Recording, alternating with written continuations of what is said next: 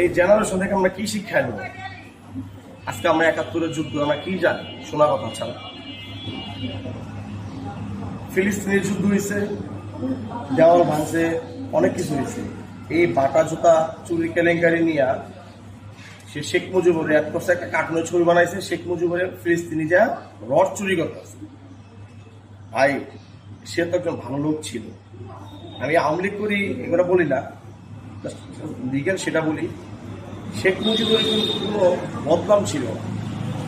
আপনারা কিছু হইলেই মানে এক রাজনৈতিক দিক টানেন, একটা ভদ্রলোককে টানেন। এই যে লোকটা যে একটা ফিলিস্তিনের মতো এইরকম একটা বাংলাদেশ পিছনে তার ব্র্যান্ড দিয়া আপনি তার কার্টুনে বানাইলেন, আপনি সে রড চুরি করতেছে। আজও কি এগুলো ঠিক?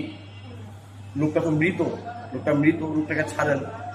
লোকটার জন্য তো দেশটা মোটামুটি আপনার পাইছেন, বাংলাদেশ ডাক দিতে পারতেছেন। সেই তো আসল সংগ্রামী ছিল, তাই না? তো এগুলা করা থেকে বিরত থাকুন। ঠিক আছে, রাজনীতি করেন, রাজনীতির মতো রাজনীতি করেন। উল্টাপাল্টা একজন মৃত মানুষকে টানাটানি না করাই ভালো।